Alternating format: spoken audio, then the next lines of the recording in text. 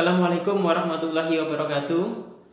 Alhamdulillahirabbil alamin wa bihi nasta'in ala umurid dunya waddin wassalatu wassalamu ala asrafil anbiya'i wal mursalin sayyidina wa maulana Muhammadin wa ala alihi wa sahbihi ajma'in, amma ba'd. Yang terhormat Bapak Ibu pimpinan dari SD Mujahidin 2 Surabaya yang saya hormati, beserta staf serta tata usaha di SD Mujahidin 2 Surabaya yang saya hormati pula.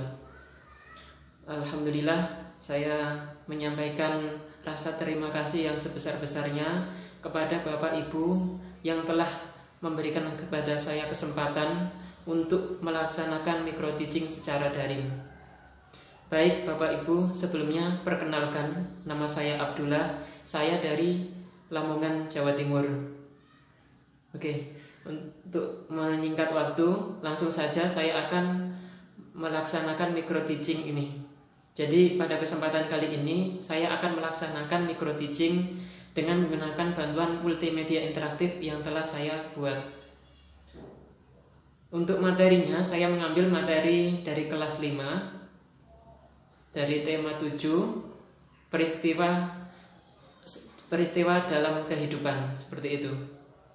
Baik, untuk selanjutnya saya akan melaksanakan micro teaching saya. Terima kasih.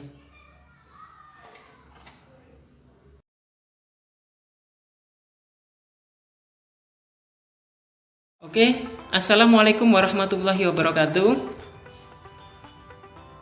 Anak-anak, bagaimana kabarnya hari ini?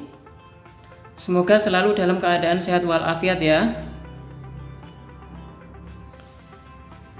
Anak-anak, sebelum kita mulai pembelajaran hari ini, alangkah baiknya kita berdoa terlebih dahulu ya.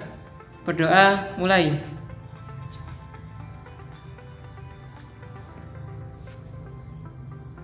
Berdoa selesai. Anak-anak, pada kesempatan hari ini kita akan belajar tema 7, peristiwa dalam kehidupan, untuk subtema 1, peristiwa kebangsaan masa penjajahan. Nah, pada kesempatan hari ini kita akan belajar dengan menggunakan multimedia interaktif yang telah Bapak kembangkan. Dalam multimedia ini terdapat menu petunjuk penggunaan, KIKD, materi pembelajaran, dan profil pengembang media. Coba kita buka petunjuk penggunaan ya anak-anak. Jadi dalam petunjuk penggunaan ini berisi langkah-langkah untuk menggunakan multimedia kita. Terdapat menu, tombol menu maksudnya. Kemudian terdapat tombol musik background. Terdapat tombol next dan tombol back. Oke, kita kembali lagi ya anak-anak.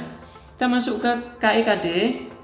Untuk KIKD ini berisi deskripsi, kompetensi inti dan kompetensi dasar yang akan kita capai dalam kegiatan belajar kita hari ini. Untuk selanjutnya materi pembelajaran ini berisi pembelajaran 1 hingga pembelajaran 6 ya anak-anak. Untuk setiap pembelajaran ya, ini terdapat submenu lagi. Tujuan pembelajaran, materi, rangkuman, dan kuis.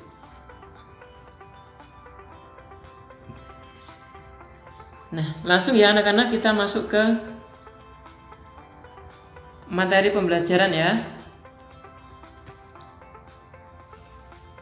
Anak-anak, pada kesempatan kali ini kita akan belajar tentang bagaimana kedatangan bangsa barat ke Indonesia. Nah, ada yang tahu nggak apa hubungan bangsa barat, kedatangan bangsa barat ke Indonesia dengan gambar ini ya anak-anak? Ada yang tahu ini gambar apa anak-anak? Ya, ini adalah gambar rempah-rempah ya anak-anak yang ada di Indonesia.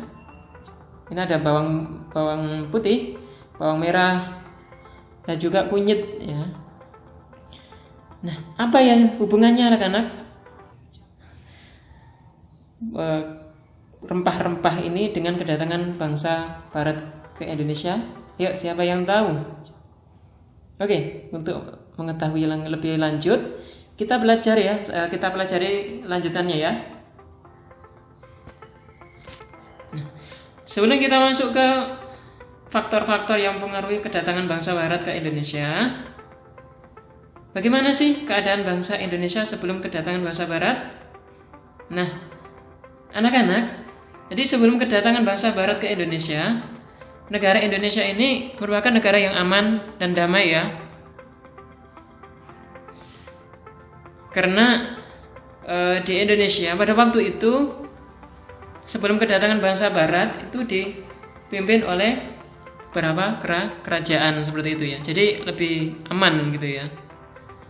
Namun setelah kedatangan bangsa Barat ke Indonesia ya, menyebabkan penderitaan rakyat yang semakin bertambah seperti itu ya. Oke anak-anak, untuk memahami materi pembelajaran hari ini, coba kita simak ya video berikut ini.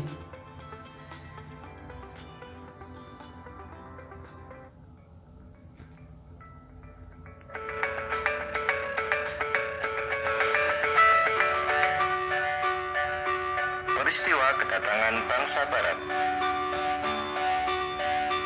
Mulai akhir abad ke-15, bangsa Eropa berusaha melakukan penjelajahan samudera.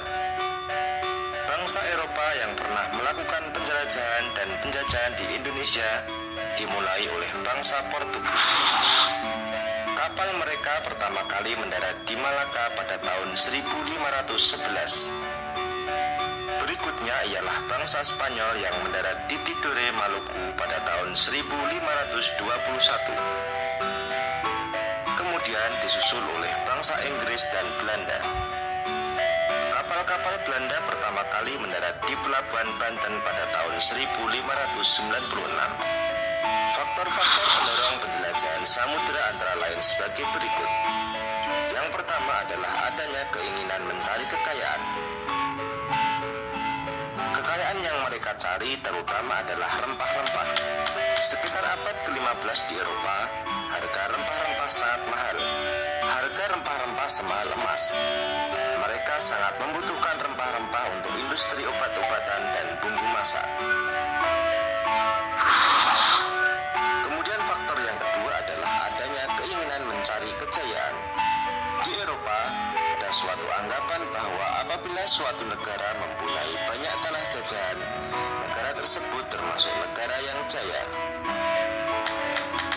Dengan adanya anggapan ini, negara-negara Eropa berlomba-lomba untuk mencari tanah jajahan sebanyak-banyaknya. Faktor yang ketiga adalah adanya keinginan menyebarkan agama. Selain mencari kekayaan dan tanah jajahan, bangsa Eropa juga membawa misi khusus. Misi khusus tersebut adalah menyebarkan agama kepada penduduk daerah yang dikuasainya. Tugas mereka ini dianggap sebagai tugas suci yang harus dilaksanakan ke seluruh dunia. Faktor yang keempat adalah perkembangan ilmu pengetahuan dan teknologi. Ilmu pengetahuan dan teknologi berkembang pesat. Contohnya adalah sebagai berikut. Yang pertama, dikembangkannya teknik pembuatan kapal yang dapat digunakan untuk mengarungi samudera yang luas. Yang kedua, ditemukannya mesiu untuk persenjataan. Senjata dapat digunakan untuk melindungi pelayaran dari ancaman bajak laut dan sebagainya. Yang ketiga adalah ditemukannya kompas. Kompas digunakan sebagai penunjuk arah sehingga para penjelajah tidak lagi bergantung pada kebiasaan alam.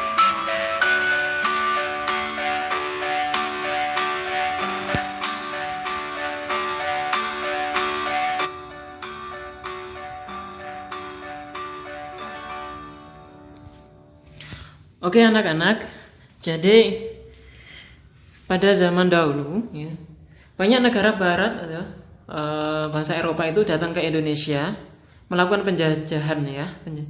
Dimulai bangsa Portugis, kemudian ada juga bangsa Inggris, bangsa Belanda.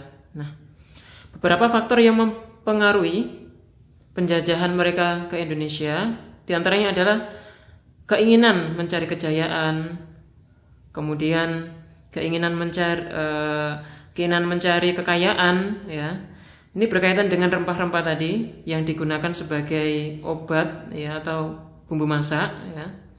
Kemudian adanya keinginan menyebarkan agama, di mana keinginan menyebarkan agama ini dianggap sebagai tugas suci yang harus dilakukan. Kemudian faktor yang keempat adalah perkembangan ilmu pengetahuan dan teknologi, di mana waktu itu sudah ditemukan bagaimana teknik pembuatan kapal ya yang dapat mengarungi samudra yang begitu luas ya anak-anak untuk melakukan perjalanan. Kemudian ditemukan alat persenjataan dan ditemukannya kompas ya. Karena dengan kompas sendiri dapat memberikan petunjuk atau arah untuk perjalanan itu sendiri. Nah, itulah anak-anak bagaimana faktor-faktor yang mempengaruhi kedatangan bangsa barat ke Indonesia. Oke. Kita untuk materi selanjutnya ini masih banyak ya anak-anak ya. Kita coba kembali lagi ya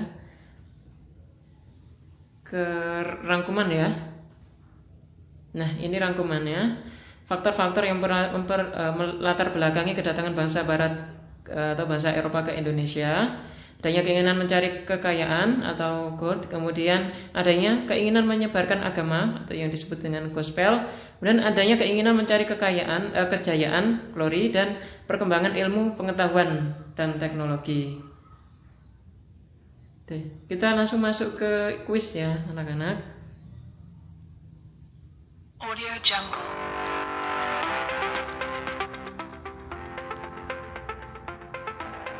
Nah, yang pertama ya, kita coba ya.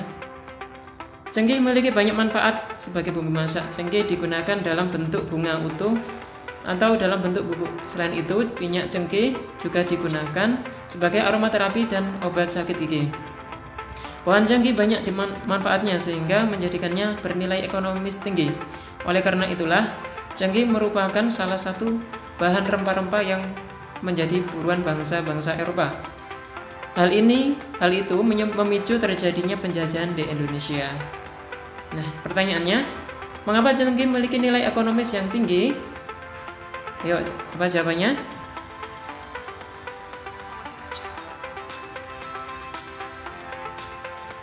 Nah, jawabannya adalah C ya. Ya, benar. Nah, ini untuk pertanyaan selanjutnya bisa kita coba juga ya. Coba kita jawab ya. Karena setelah ini kita akan mengetahui skor yang kita peroleh ya. Coba kita jawab ya.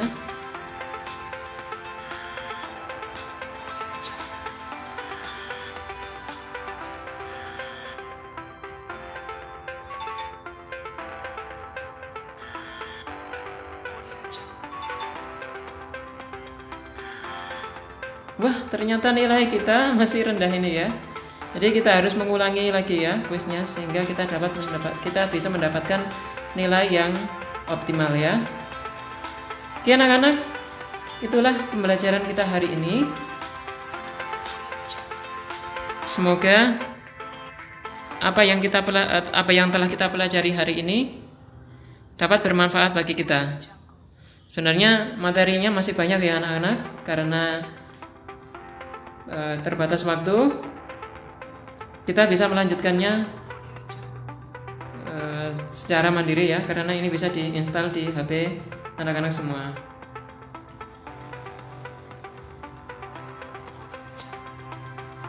Oke, jangan lupa anak-anak untuk tetap semangat belajar dan